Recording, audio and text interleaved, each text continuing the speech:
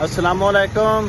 हाँ जी, की हाल ने? ठीक हो? सारे दोस्तों को सब तो पहले जश्न आज़ादी मुबारक हो। तुहानू पता है भाई साडा जिहड़ा पाकिस्तान का आज़ादी का महीना वो शुरू हो गया 14 अगस्त 1947 ਨੂੰ साडा मुल्क पाकिस्तान माशरे वजूद में आया, दुनिया के नक्शे ते आए और उस खुशी मनाने वास्ते जिहड़ियां 1 अगस्त तो जिहड़ियां इस तैयारियां ने वो जोरों शोर नाल जारी ने।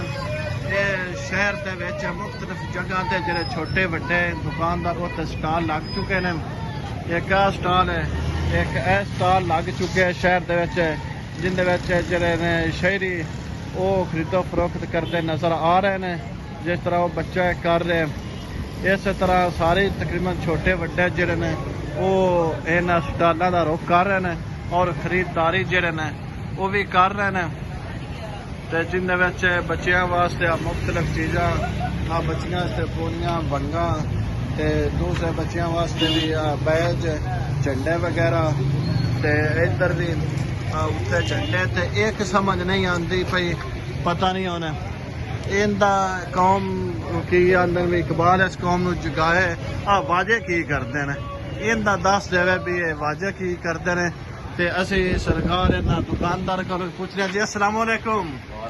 माशाअल्लाह साडा पाकिस्तान जश्न आज़ादी का महीना आ के बड़ी दुकानदारी सजा रहे हो 1 अगस्त तो की महसूस कर रहे हो? इस दफा साडा पाकिस्तानी आज़ादी किस तरह मनाते हैं? आज़ादी अच्छे तरीके नाल ही मनाई जाएगी। ये खुशी के दिन होंगे ने 14 अगस्त। अच्छा, पाकिस्तान इस दिन साडा बनया सी, इस वजह तो खुशियां मनाते हैं। अच्छा, दूजा ते चलो निज़ाम ठीक है, विंद पे सारा चलता पे, एक इन्हां वाजियां दी मैंने समझ नहीं आती, इन्हां दा किरदार की है 14 अगस्त 1947 जदों बने हैं? ये खुशी का इजहार है, पाकिस्तान बनया उनकी खुशी चलाए जाते हैं। नहीं, ये खुशी होर तरीके भी मनाई जाती है, जरूरी वाजिब बजा के वैसे एज खुशी का तरीका मनाया जाता है, बच्चे लैके जाते हैं शौक नाल चीज़ां, होर ते कोई रीजन नहीं है। ये जेह्ड़े 14 डंग हुंदे ने हुंदा ते महल्लियां विच जां औखे ही आसान है जां 12 बजे जठराम करना इसे तरह ही है। हाँ जी, ये परेशानी फिर बच्चे बनाते हैं।